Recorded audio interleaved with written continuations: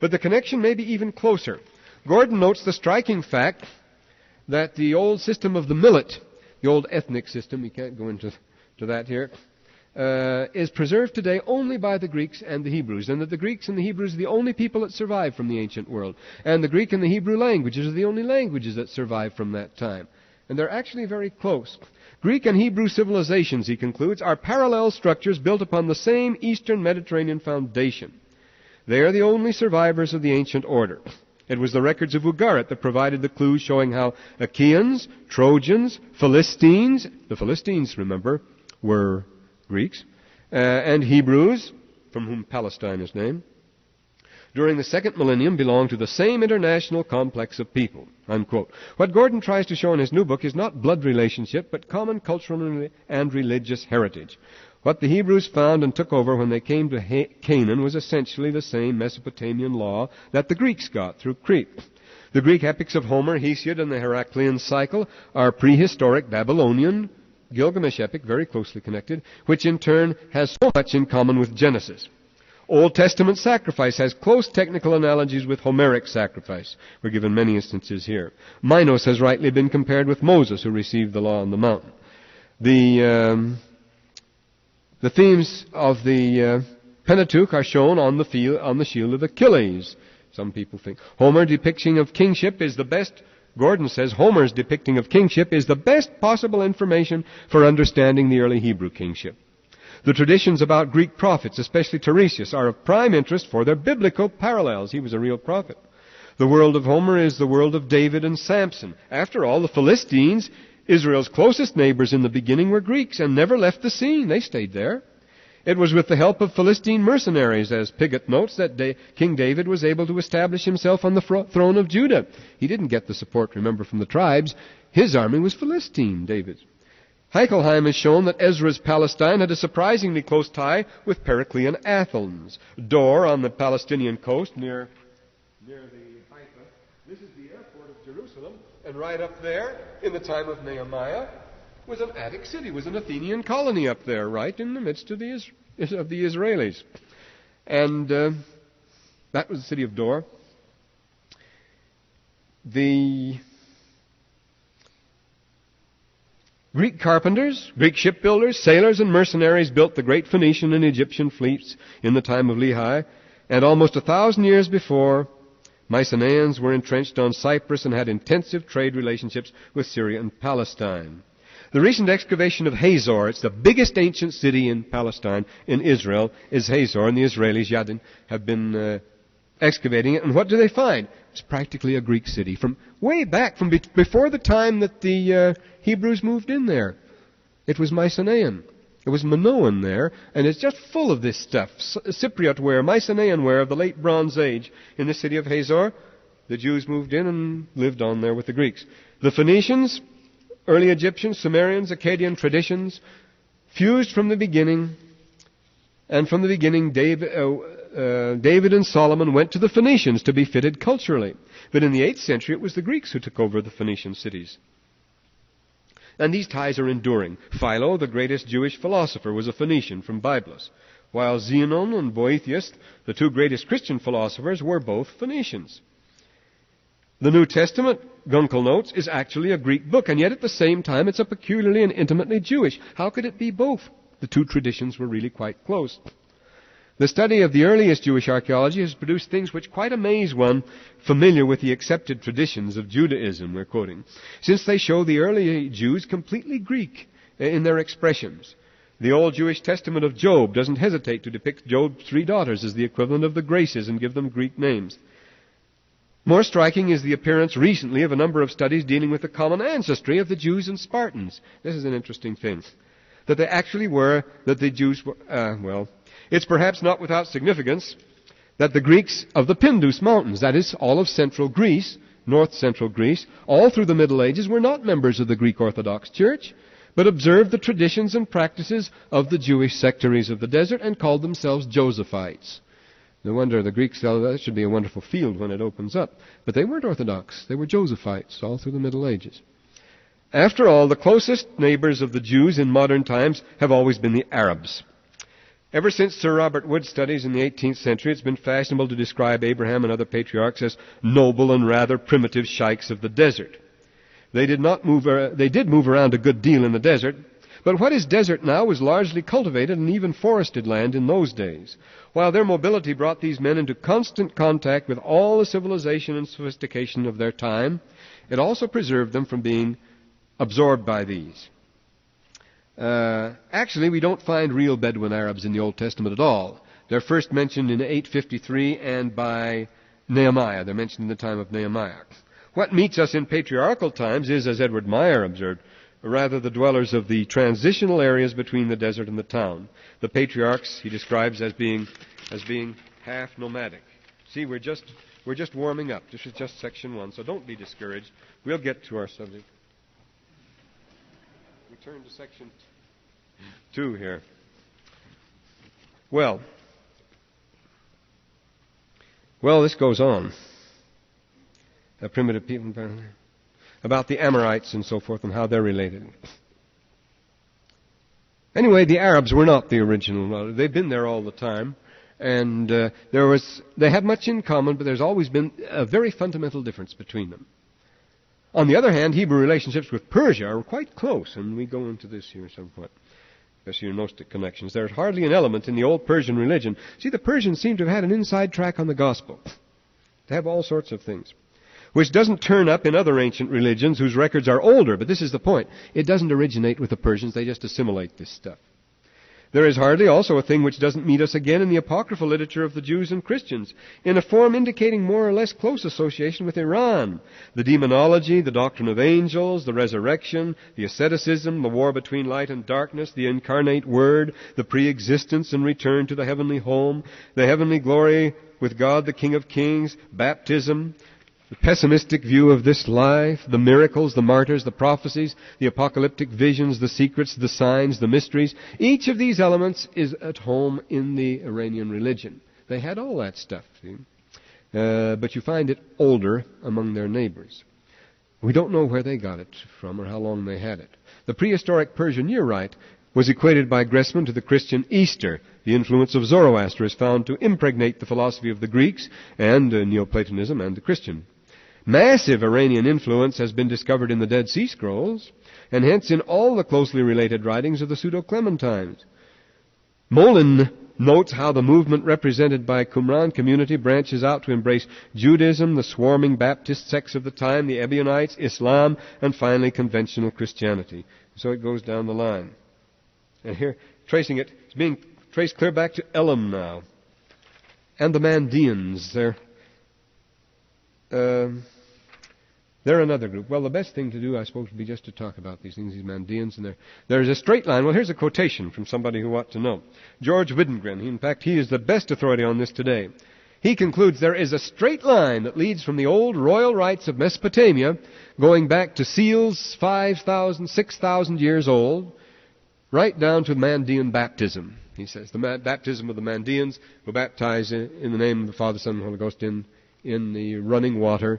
They were a very interesting sect, the Mandeans. This shows you what goes on. A few of them survived down here, about 2,000. But they say they came from Palestine, and they say they came from the very same place where the Dead Sea Scrolls people came when Jerusalem fell. First of all, they'd been driven out in the desert because by the wicked Jews at Jerusalem to preserve the gospel in its purity. They're connected with Jonadab ben Rechab, who fled from Jerusalem just before Lehi did, for the same reason Lehi did. And he preserved his people pure and intact in the desert, as Lehi intended to. And he settled out there. And his descendants are still going on there. But no one would believe that they were Jews because all their doctrines and their practices were so Christian.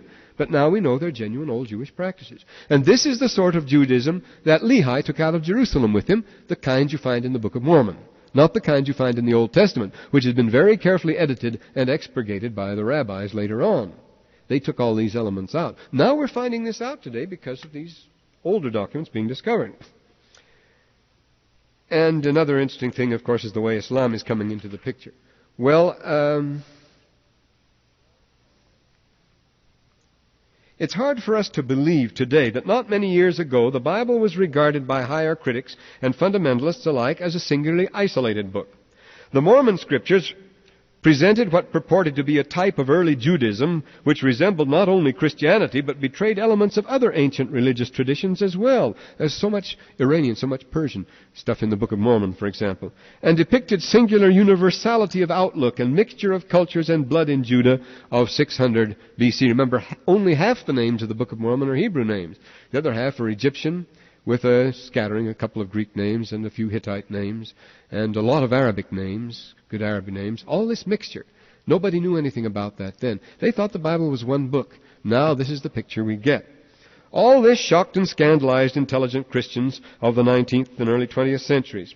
The Egyptologist J. Peters protested that the pearl of great price, for example, displays an amusing ignorance by which Chaldeans and Egyptians are hopelessly mixed together, he says, although they are as dissimilar and remote in language, religion, locality, as today are the Americans and the Chinese. As late as 1916, they could say that the Egyptians and the Babylonians, the Chaldeans, that's southern Babylonia later, or northern, either one.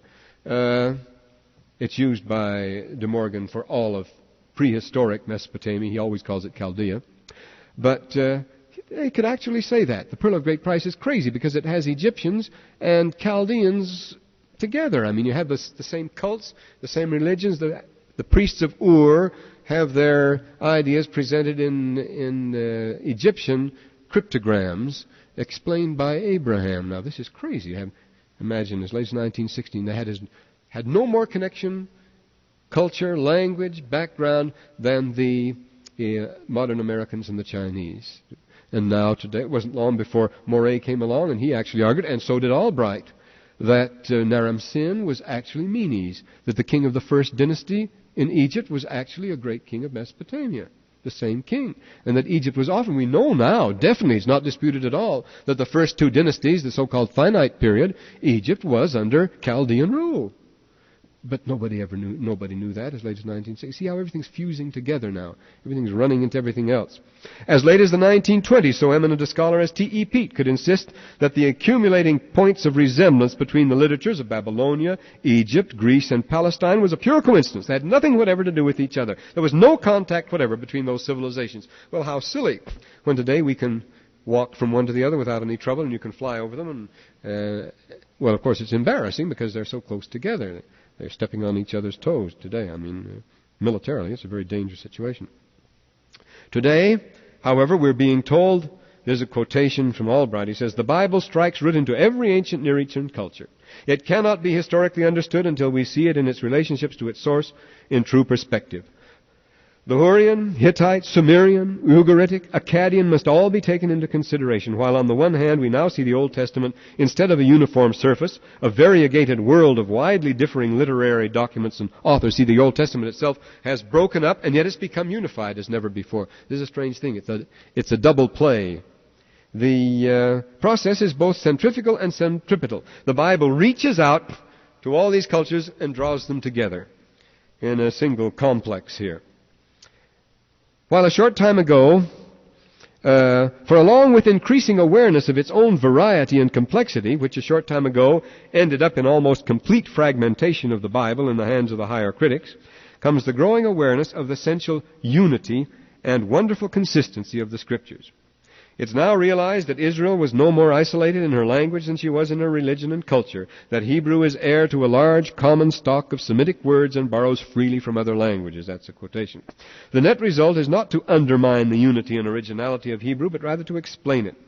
The tremendous new world recovered by archaeology and philological research, writes Albright, underlies and undergirds the Bible. To understand it, flexibility and willingness to change one's own ideas are both absolutely essential.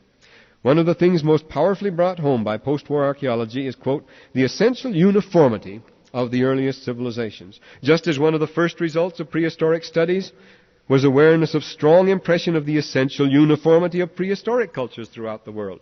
The essential uniformity of later civilizations, that's the last step today, was first indicated by the studies of comparative literature and folklore. The scholars who pointed out numerous and striking parallels in medieval European, Greek, Indian, Chinese, and Arabic literature were at a loss to explain why they should all be telling the same stories. Until the missing texts are found, we're quoting one here, any explanation can only be the purest speculation. But the missing texts were forthcoming. They were found. For example, we can now fill in the once gaping emptiness between the remarkably parallel wisdom literatures of the Jews, the Egyptians, the Babylonians, showing, quote, I think this is Lambert, that all three collections form parts of a cosmopolitan whole. The mantic sciences of the Babylonians, the Chinese, and the ancient Etruscans, how widely scattered they are. The Etruscans way over there in Italy, the Chinese way over here, and the Babylonians have the same peculiar mantic practices, that is, divination by liver and all that sort of thing. How do you explain that? Well, they're now being connected up. The gaps are being closed. The recent discovery of a Megarian type of Greek vase, a very early and religiously significant object in Vietnam, is now explained as reflecting a common prehistoric, finding a prehistoric Greek pottery in Vietnam. What next? They didn't bring it there, you understand. I have slowly been forced to suspect, Professor Goodenough confesses, that the spiritual history of the development of Western man cannot be written as a series of disjunctive essays. An essay on the religion of Babylon, on the religion of Egypt, on the religion and so forth and so on, up to the present. He says that won't work anymore. He says he has slowly been forced to come to this conclusion. Rather, it must be seen to be a continuous adaptation of certain basic symbols. The dominant motive today in the world picture is that of continuity. There is a general Zusammenhang, as Kerst says, hanging together, in which the historical element comes to life in the web of lively interchanges. This universal historic outlook is in direct opposition to our formal classical concepts of history of only a few years ago. Unquote. Hebrew prophecy, we are now told, grew out of a background of ancient Near Eastern prophecy going back very far and spreading widely. Everything in the Old Testament has, as Schofield observes, substantial analogies among other people. Everything in the Old Testament has analogies among other people. But when we go to those other people, we find that all their stuff has substantial analogies to their neighbors too. A good example is Egypt. Years ago, the Orientalist Ellis noted that the custom of naming people and things and peculiar practices of heraldry were the same in England as in Egypt. Well, and yet from that very same period, what do we find? Well, is that an accident? He explains it as a striking example of the unity of man. Man is the same everywhere, therefore spontaneously he'll develop these cultures spontaneously. Today we know that isn't so at all. Man does nothing like that spontaneously. But when Stonehenge can be dated at 1450 to 1250 BC by Egyptian beads, they've now dated Stonehenge by the Egyptian beads found at Stonehenge, not made in Egypt, not made at Stonehenge, but made in Egypt. So now we know the age of the rites there of the 14th, 15th centuries BC. We begin to suspect the connection may be something more than a common biological and psychological background. It seems strange today that the really close ties between prehistoric Egypt and early Sumer, which are now taken for granted by everyone, they were practically the same people, should have been doubted and discredited for so many years. Nothing appears more obvious today.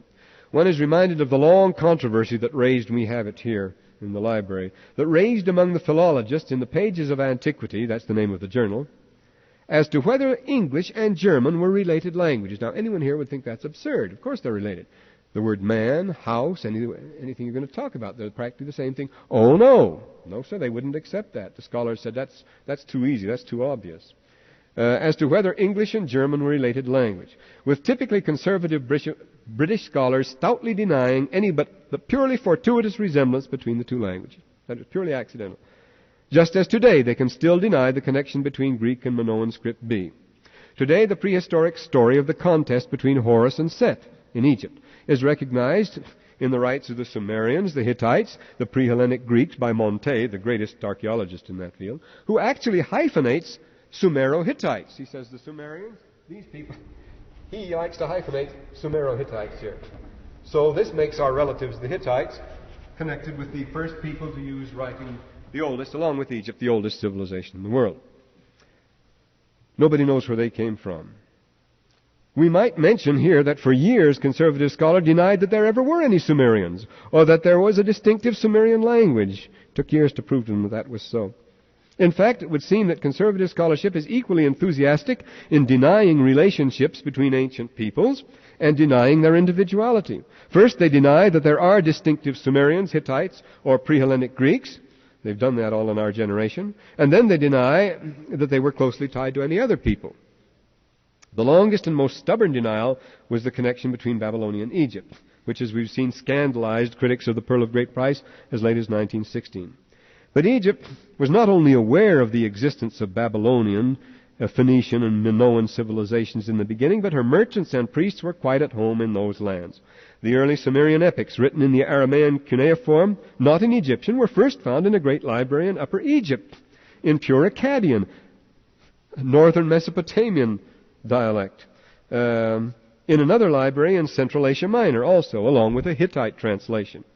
If the Syriac Acts of Thomas speak exactly like the Book of the Dead and the prehistoric Egyptian pyramid text, that's no accident, we learned today, for the Memphite theology can be traced in an unbroken line, we mentioned before, right down. The Greek theater is now held to be of Egyptian origin, and the depth and great age of Greek dependence on Egypt for spiritual, scientific help becomes more apparent every day. Okay, let's get that. When we read in the De Anima of Aristotle, of the four souls, writes Cyrus Gordon, we are dealing with the Aristotelian development of the basic Eastern Mediterranean concept, whose intimacy is already attested in the pyramid texts of the 3rd millennium BC. Long ago, Sir Flinders Petrie made the surprising statement, we are the heirs of Egypt rather than Hebraism in our Christian ideas. He based this conclusion on the fact that conventional Christianity has come through the minds of the doctors of the University of Alexandria, the strongly Egyptianized institution. Greek thinkers classified the wise men of Egypt with the wise men of India and visited them both. The discovery of the old Sumerian era epic has shown that the institution of the traveling wise man and teacher, as well as holy man, the traveling bard and scholar, goes right back to the dawn of history. Now, this is a thing. From the earliest times, in all these civilizations, people traveled. Prophets and bards and merchants all the time, and teachers and scholars, and they would travel from one great university to another. What? When? As early as we can go back. The 9 earliest records we get from Mesopotamia, the earliest production we have, the earliest writing we get from Egypt were produced in schools. And these schools were visited by traveling scholars from distant lands. So they were exchanging these ideas, these concepts all the time. They would give sermons in each other's temples, and they preached a single gospel everywhere you went. It soon became, it was always that way as far as we can see. For from prehistoric times, the great cult centers were also schools of international fame. They played no small part in producing that surprising state of uniformity that characterized all the old religious writing and cult practice, no matter where they come from. The mobility of religious personnel, such as prophets, explains the spread of religious teachings and institutions. It's a quotation. The original impulse to see the origin of a biblical element in whatever ancient non-biblical writing the same element occur has long since been discredited. Today, nobody sees detailed parallelism. That's when a thing occurs in the Bible and you find it somewhere else, it doesn't mean the Bible got it off there. The Bible is just as old. The Bible has just as much priority as anybody here. But how do we account for this then? Nobody today sees parallels between the religion of Christ and the cult of Marduk, Anton Mortgott points out. No one today would derive the Easter story from the Persian year rite, as Gressman did, or denounce as Gnostic the numerous statements of biblical and patristic writing, which also do appear in Gnostic works, largely pirated. On the other hand, it's a rare scholar today who would deny the reality of those resemblances. The resemblances are real, they're not accidental. They are all preaching the same sort of thing. And they're no longer attributed to mere coincidence. To explain their significance is at present the major prospect of biblical studies, the major project. When H.J. Sheps affirms that primitive Christianity, the Ebionites, the Muslims, and the Catholics are equally legitimate witnesses and proponents of the message of Jesus, he is offering an interpretation of the phenomenon, the overlapping of all these with each other, and the sharing of common basic teachings. But how do they all come to share the same ideas? One mechanism we've just mentioned, the traveling prophets, teachers, and so forth. Another is the migration of the sectarians. When Jerusalem fell, the sectaries of the Dead Sea, along with others, scattered all over the Near East, just like the Jews. The Jews aren't the only people who have undergone a diaspora. You see, the Jews, in thy seed shall all the nations of the earth be blessed. Because Abraham, they were scattered. Again and again they were scattered throughout the whole world. You find them in the most unlikely places, and there they are. Well, this has continued, and other people have had the same thing happen. Other nations have been scattered too. So it means everybody's mingled with everybody else. It's this constant stirring. If you stir the colors or the soup or whatever it is enough, you're going to get a uniform substance, aren't you? And this is exactly what happened. So we get the migration of sectarians. The sectaries of the Dead Sea, there's a good example. Moving individually and in groups to Egypt, to Persia, anywhere they can find safely, and then on as businessmen, as travelers, visiting their relatives, coming back and forth, moving just as much then as they do today. It has been recently found from the study of name lists that the Jews living in Egypt were exclusively from in Roman times, were exclusively from northern Mesopotamia and Syria. The excavations at Dura have shown in a single street, this is from the early centuries of our era, half a dozen different churches. One street is very interesting. This is Dura from the 2nd and 1st centuries. This is from around 250. Along the street, 6 different churches of different religions, including Christian, a Jewish synagogue, Zoroastrian. There are all sorts of churches together there. Side by side, they knew each other's ideas. The members lived side by side in the little city and inevitably exchanged ideas. Altheim shows that Mohammed is conscious successor of Mani as the bringer of a world religion. The world religion idea has always been at home. That's not a new thing. When someone like the Baha'i come out and say, we now have the idea, has grown to the idea of a world consciousness. There has always been the world religion in the Near East. That's not a new idea at all, any more than the moral law is a new discovery or was discovered by Amos or the prophets. That's been there all the time. The basic idea of these religions, as the man says, you don't read in the Ras Shamra fragments about the god of Ugarit or the god of Tyre. It's the god of the whole world. And it's so in Egypt. Ammon rules all men, all animals, all flesh. And it's the same in Babylonia. Marduk rules all men. He is the father and the shepherd of all men. And this is so in the earliest religious records we find everywhere we go. It's not that man's ideas evolved religiously to a higher plane till they drew in the wider concept of things. That's the old evolutionary concept. And it's no good.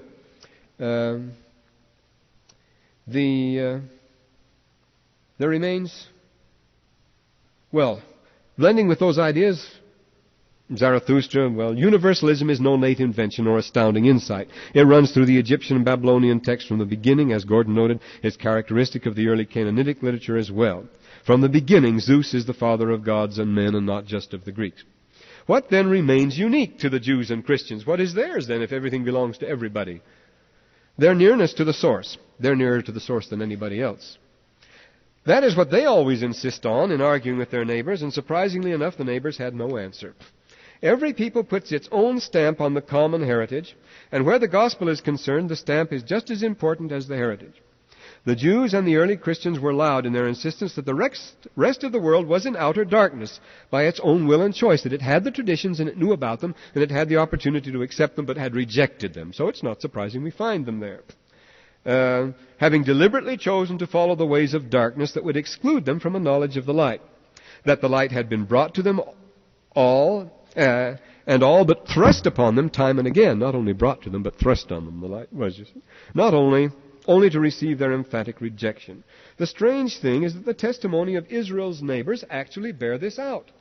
You read, we have these same ideas, we've said, among all these people we've been mentioning, but when we ask them, where did you get your religion from? Is it the true religion? What do you know about it? They always give you the same answer. We don't know. We don't know where it came from, and we're not very sure that it's the straight thing. But it's different, you see, with the Jews and the Christians. Conventional Christianity has always rested its case on certain basic assumptions. First, that Christianity is an absolutely unique and original religion. That there are no inspired writings outside the Bible, all else being the work of mere men or depraved impostors. That one possesses the complete gospel in the Bible, or else nothing at all of the gospel.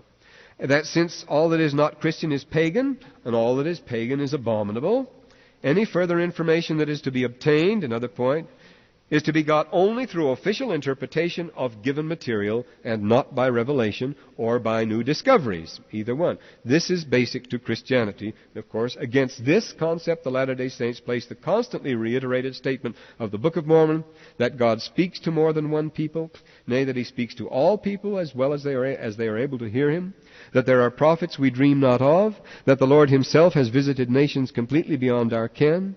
No people is completely without the gospel, Brigham Young used to say, and no people has the complete gospel. We have the pearl of great price, conveying God's mysteries in the idiom of Egyptian cryptogram. We have the first leaders of the church acknowledging the divine inspiration of a Muhammad. We have venerable chiefs and wise men of the societies of Indians, the islanders of the sea, and so forth, called primitive, leading their people toward the gospel by dreams and prophecies. Many stories of that. If the Old and New Testament concepts, teachings, stories, and even idioms turn up in the religious literature of various ancient societies more and more, that simply confirms the Mormon position. Students everywhere have leapt to the conclusion that the presence of the flood story and the Garden of Eden motifs in ancient records of many people discredits the Bible by showing it to be just another primitive presentation of old myths. What it discredits, however, is their concept of what the Bible should be: a unique, perfect, absolutely complete, flawless source of all knowledge, a thing which the Bible itself never claims for a moment.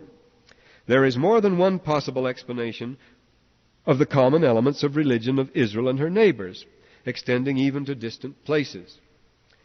If it is possible that the Jews drink in with the traditions and follies of their neighbors, quote the Book of Mormon, as their own prophets often accuse them of doing, we do have them being corrupted by their neighbors often. It's also possible that other people beside the Jews possess some of the truth. True, their versions are never just like the biblical ones, and are sometimes patently fantastic. But why not? Since everyone agrees that all ancient traditions have been to some degree altered and contaminated, or as the Doctrine and Covenants says, section 91, there are many things therein which are interpolations by the hands of man. You wouldn't expect to find the same uniform story everywhere, but the same themes you do find. It's precisely with regard to their traditions of the creation and the fall that the Egyptians and the Greeks and the Babylonians are most frank to confess their uncertainty. They have some knowledge of the same traditions we meet in the Bible, but they disqualify themselves as competitors with Israel. They do not compete with Israel, they disqualify themselves. Take the pyramid text, for example. This morning I went through some of these, and I opened at random, and it was at the 17th chapter. And how many times does this occur? I made a quick translation here. It'll show I'm not going. It's the 17th chapter here. After a man is died and buried, his spirit goes to the underworld and rests in a pleasant place. And that's what he's doing here for a period of time. And this discusses that. And it shows a good knowledge, you see, of things. But what do the Egyptians know about it? It is good to recite, it starts out here, right here. It is good to recite this while you're still upon the earth, for then all the words of Adam come to pass. No, the word they use is atom here, which the great French scholar Alexander Moret showed to be the word Adam, our friend Adam, our parent, the same one, 10, the first ancestors he's talked about here. Come to pass. I am the God Adam in rising. I am the only one. I came into existence in the other world. I am Re, who rose in the beginning, the ruler of this creation. Use the word expressly, the ruler of this creation. This is Re, when at the beginning he rose at the city of Heracleopolis as a king for his coronation. See, they celebrate it there. The pillars and supports of the world had not yet been created. It was in the pre-existence. I am the great God who created himself in the other world, who made his names to come forth in the company of the gods in the beginning. Then there comes a questionnaire. Who is this? This is Adam, yet in his atom disk. But others say it is Re when he rises on the eastern horizon. He is yesterday, I am yesterday and I know today. Who is this? Yesterday is Osiris and today is Re. When he overthrows the enemy of the Lord of all space, when they fought in the heavens in the beginning, when he established his son Horus to be the prince and the ruler. But others say that today is Re during the festival which we celebrate here, of the meeting of the dead Osiris with his father Re, and when the battle of the gods was fought, in which Osiris, the lord of Amenti, was the leader. Osiris represents Christ with them, they call him that. What is this? Question is asked. those of Amenti, the creation of the spirit world of the gods, when Osiris was leader in Set Amentet. But others say that it is the Amenti which Re has given to me. I know the God who dwells in it. Who is this? It is Osiris. But others, however, say that his name is Re. I am the Bennu bird, who is in On. I am the keeper of the volume of the books of the things which have been and the things which will be made. Who is this? It is Osiris. Others say it is the dead person himself. Others say it is the dead body of Osiris. And yet others say it is the excrement of Osiris, the physical world. Others say these things have been made, that these things been made are eternity, and that things which shall be made are everlastingness, and that eternity is today, and everlastingness is the night. Well, you see the point. Here's a very early text. This text was actually penned, well, not very early, around 1700 BC, but of a much older text. We have versions of this text well over 1,000 years older than that, so it's very old. But you notice they don't know what it's about. Some say it might be this, it might be that. You notice the two things that appear here. All these show remarkable knowledge of a single tradition, but they're at a loss to explain that tradition. Well, what does the Pearl of Great Price say? Pharaoh was blessed, remember, as to the kingship and was a good man, but cursed as to the priesthood. He didn't have the authority or the knowledge. But they have these traditions, and they're genuine. They go back, obviously. They're not made up independently by 100 different races and people. They're much too complex and much too uniform. And they're always the same. You're always going to get this same picture. Now, if we turn to Babylonian religion, take the collection of Lambert here. We mentioned it before. Lambert has recently collected, this is called the Babylonian Wisdom Literature. These are the statements by the most holy and righteous of the Babylonians. And these were good men who sought to righteousness, and yet did they have any hope? Did they understand their doctrine? They have a wonderful description of the creation and the fall and the Garden of Eden and the ark and all that. They know all these stories. But as he says about them here, the universal incidence of death seemed another injustice, since the ancient Mesopotamians looked for no rewards or bliss in the afterlife. The gods lived forever, why not man? The old Babylonian epic of Gilgamesh is written about this topic. Several Sumerian Gilgamesh stories were taken, one of which, the Gilgamesh in the Land of the Living, describes how he was tormented by the thought of death and conceived a desire to achieve immortal fame by some outstanding deed. But there is never any hope in this.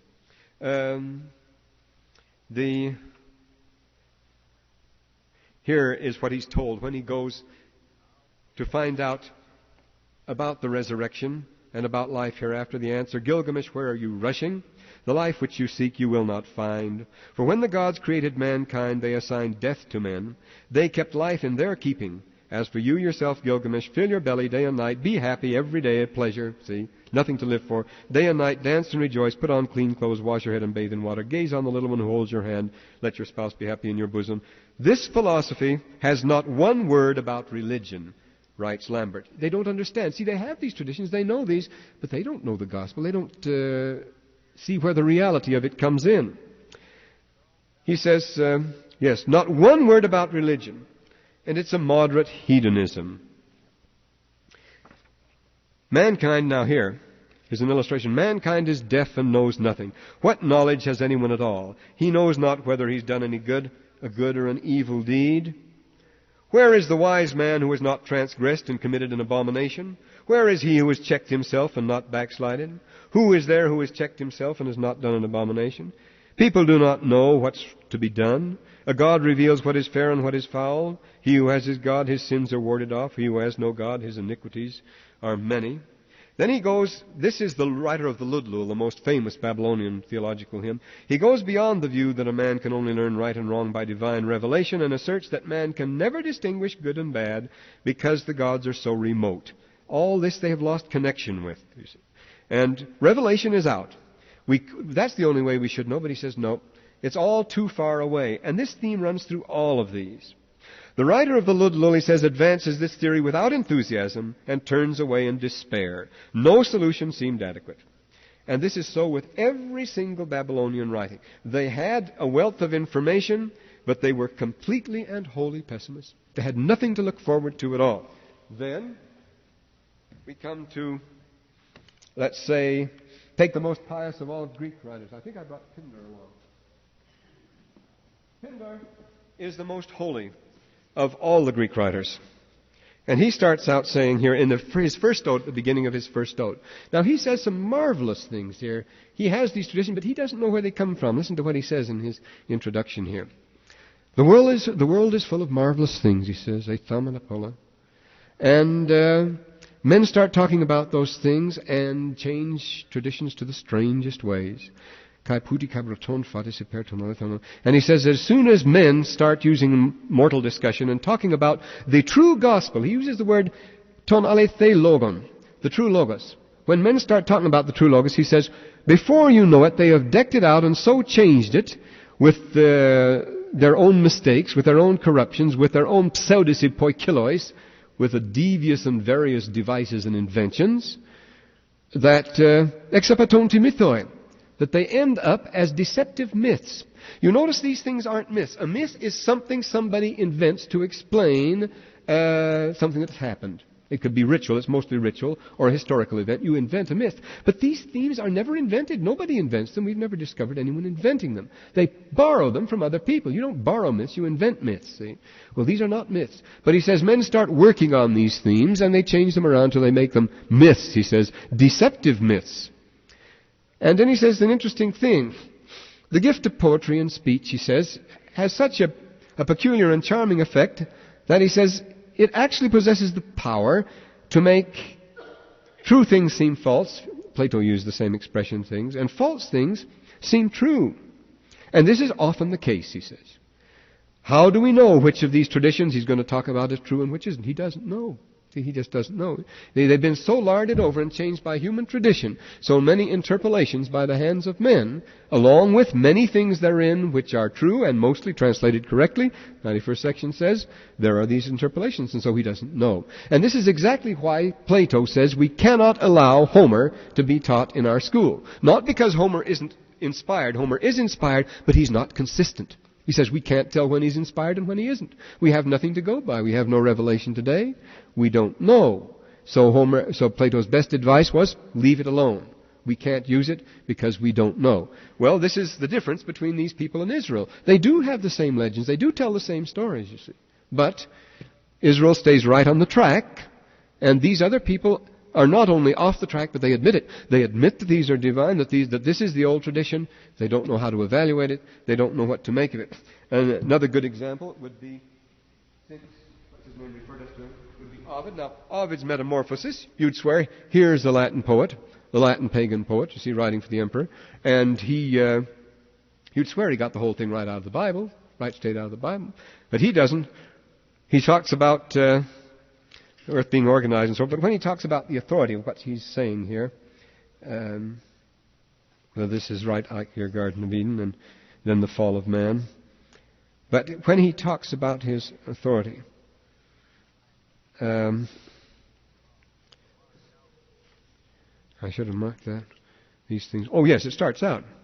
Sicubi dispositam, quis fuit illa deorum, whoever it was of the gods that did this, if there was a God at the creation, he says. And then he says,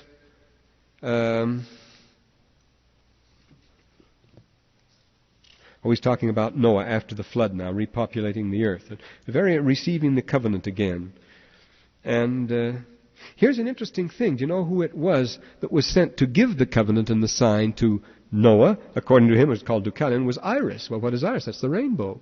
Well, in the Old Testament, Noah sees the rainbow. See, there's Iris. As if he was taking it right out of there. But where he talks about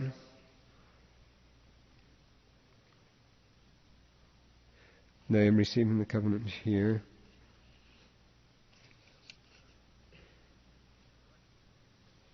Oh, here's one. He says now, the story of Noah, then he tells a peculiar story, a fantastic tale of how Noah and his wife, in order to repopulate the earth in the shortest possible time, threw stones over their shoulders, and some of these stones became people. That was the way they planted the earth. Now, he puts in parenthesis after that, quis hoc credet, who would ever believe this if we didn't have the testimony of great antiquities who support it? I never would believe it, he said, if it wasn't a very ancient tradition. He doesn't know what to go by. But you see, these things do become corrupted, and yet you could see the same story there. Well, I see the time is up, and I wanted to take up a very interesting Mandean document down here, the Chaste Brethren of Basra. That has so much. This is a remarkable document because of at the time, they got out in the 9th century, they got out an encyclopedia. They show astounding knowledge of things. They knew so much more than people did later on. There's just no comparison. There's one long essay here on the germ theory. It just explains the germs of various diseases and so forth beautifully and all about it. But when this starts out, it's the same sort of thing. And again, they're very much perplexed about their sources. This whole first part is about the war in heaven and so forth. This is the translation I did this morning. And what we're supposed to do about it and how the rights and the ordinances have been lost.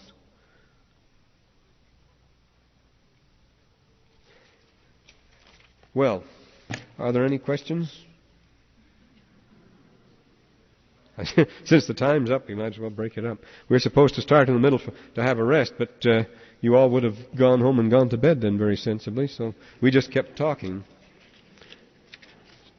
Oh. The first prophet was, yes, excuse me. Yeah, he talks about germs as the cause of disease. Oh, they call themselves the pure or the genuine. It's translated, the Safa, they call themselves Safa. Enlightened, the enlightened brethren of Basra. This was a sort of monastic group. It was a colony living down here, closely connected with the Mandeans. They're supposed to be Muslims, and according to this, they're not very much. And they wrote a great encyclopedia in the 10th century in which they explained all knowledge.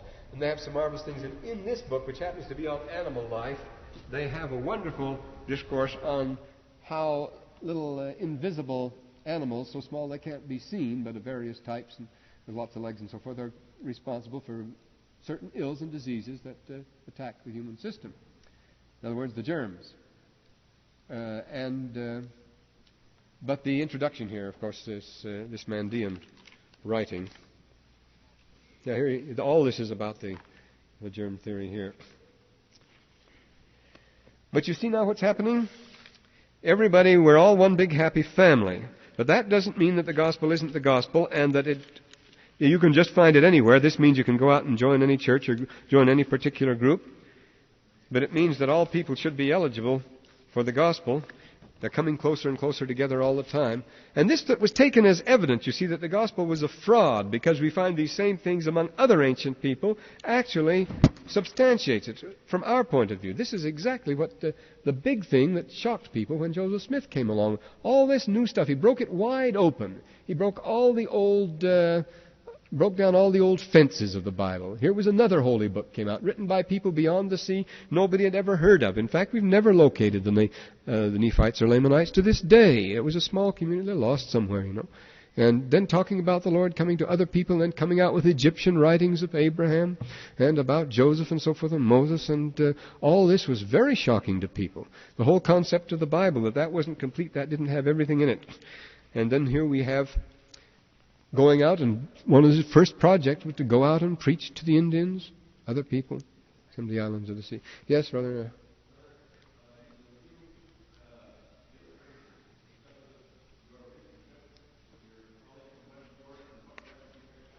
We didn't pick up any records. Oh, you try to pick up records there, you've had it. They won't let you pick them up. No, but they've secured some things, some very valuable objects, I think more valuable than the records as a result of that. They'll be showing up pretty soon. They'll be in Salt Lake, not here. And no, they'll go from Jordan to Salt Lake, and they'll stay in Salt Lake.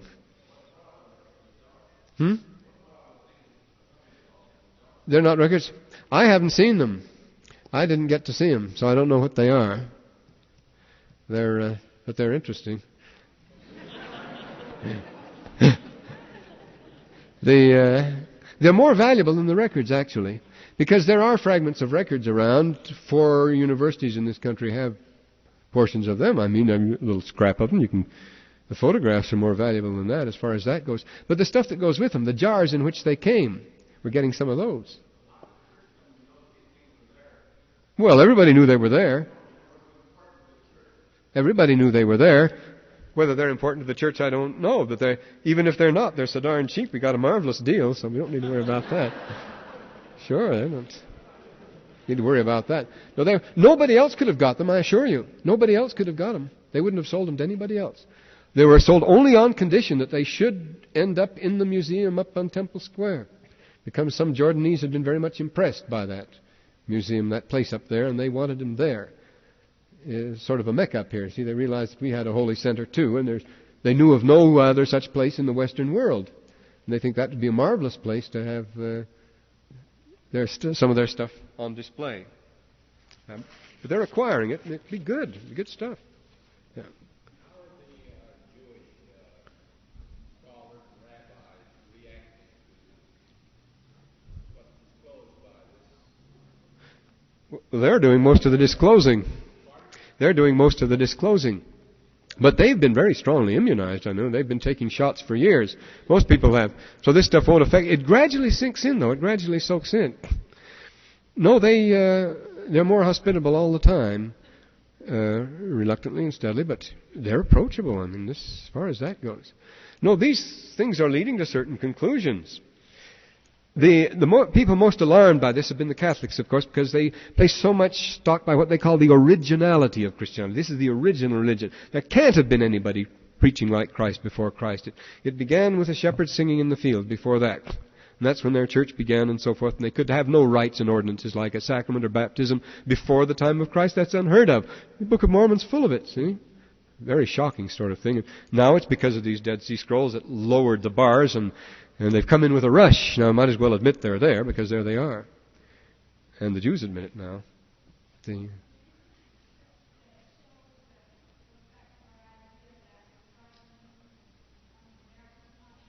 Well, the only person who studied that is Professor Kraling at Yale. He studied that a lot.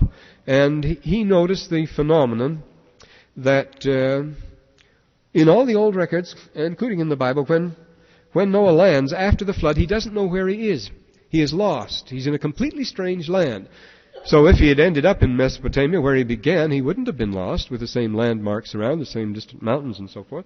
But he was in a completely strange land, and the only way he was able to locate himself was by a special revelation. He had to have his location revealed to him.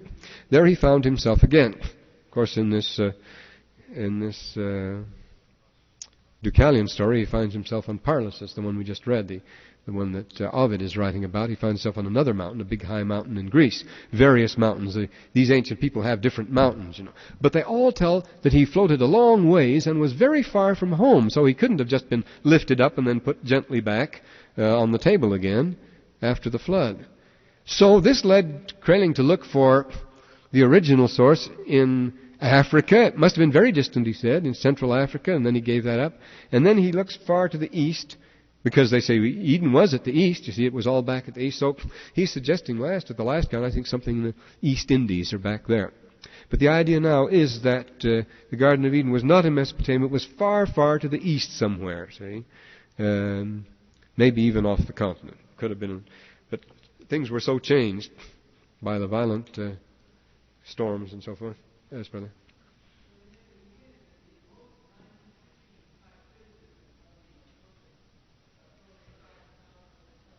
Well, we're going to talk about that later. Oh, yes. Oh, yes, it's still being criticized. Yes, there is indeed. Less than a year old. Sure, there's new stuff comes out all the time. Yeah, we're going to talk about that later on. That'll get you really confused. But, no, there's quite a bit, and it deserves to be considered. After all, it deserves to be taken up. We were going to talk about that here, you see, originally. We're going to talk about that. And then they told we changed. No, that was in the other series. And then I had to go away. Otherwise, I would have given that Pearl of Great Price talk. On the in May. It's going to be in May. On the critics of the Pearl of Great Price. Yeah. Yes, here, and the contemporary critics. It's in this. It's in some series or other. Yeah. I thought it was in this one, but it isn't. Well, they're not by his name, no. Well, you always have he's very important. You always have the Savior, the Messiah, who comes in here. We could read that from Marduk, who offers to give his life. The plan that requires that a redemption be made. If that's a motive, that's always in. That's very important, the sacrifice. This is one of the things that first discredited Christianity. Here's the very same thing among the Persians. The very same teaching they have. And it is the same teaching. They had it. They didn't know what it was, and they confess they don't know what it is. See? That's the difference. Yes?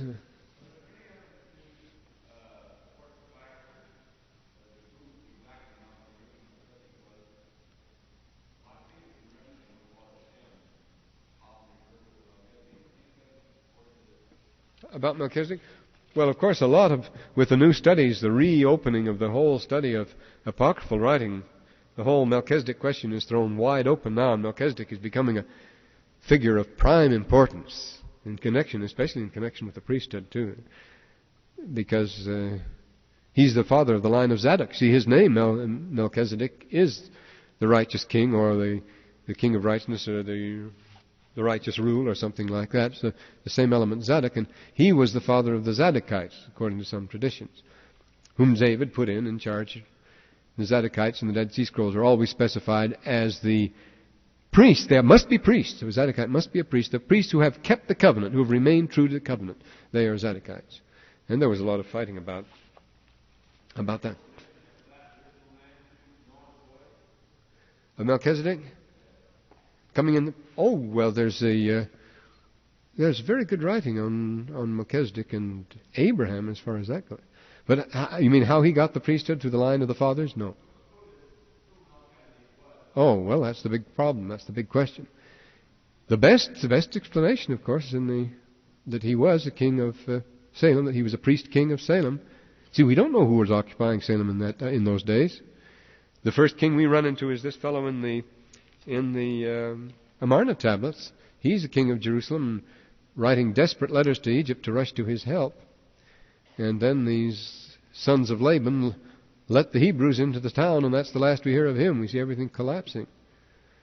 And as I say, for a long time, people said that can't possibly be the Hebrews, but it turned out it was the Hebrews. But still, they haven't got the picture fitted together again because they're there too early. The Hebrews shouldn't have come out. They shouldn't have left Egypt yet. But now we know that Hebrews were wandering bands. It's a class of people, and it covers a very large area. And this is acknowledged by everybody now, namely that when the Israelites, yes, they were sons of Jacob already, went into Egypt, they didn't all go. Some of them still stayed behind in Palestine. They had cousins back in Palestine the whole time. They went back and joined them. This is recognized in his last book, Albright gives quite a thing on that. He says they left their other people back there and they went and joined them. These are the people we read about in the Amarna tablets, where they go back and but the figure of Melchizedek still eludes us, but the type is now beginning to emerge. He was a priest king. He did have the authority. He was not an Israelite necessarily. He didn't have to be. But he could have been, you see, from another line. He could have been. He had these dealings with Abraham. Could have been related with him. There's one thing where they intermarry, but that's another story. The families. Yes? Yeah. Yeah.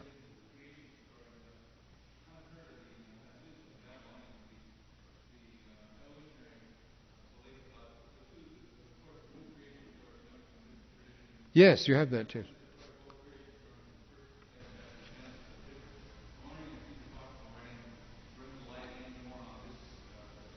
Yes, you get a number. Well, even Ovid here.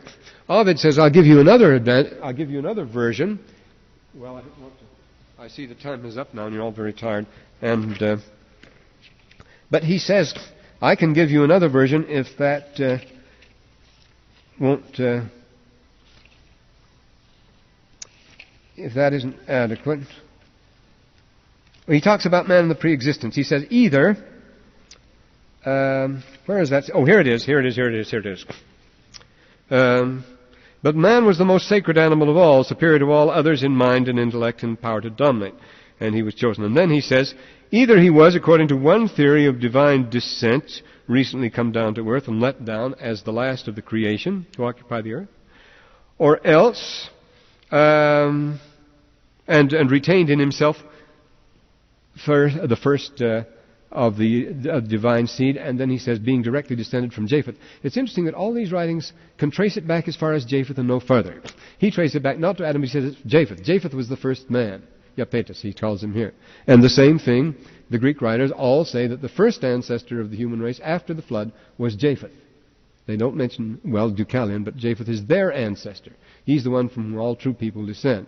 So again, this is a biblical name. They all use the same name.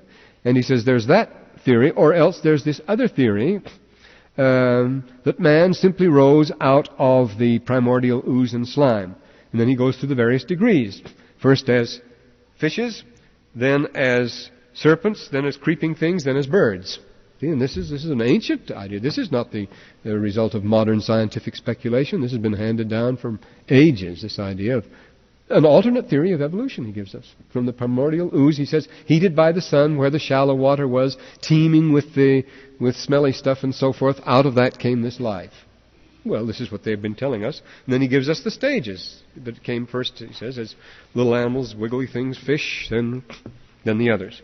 So you have this alternate theory right from the beginning. The Babylonians had that one too. That, again, I say, is not a discovery of modern science. You have the two. Well, here, Brother Cowan, you better come to the rescue of these poor people.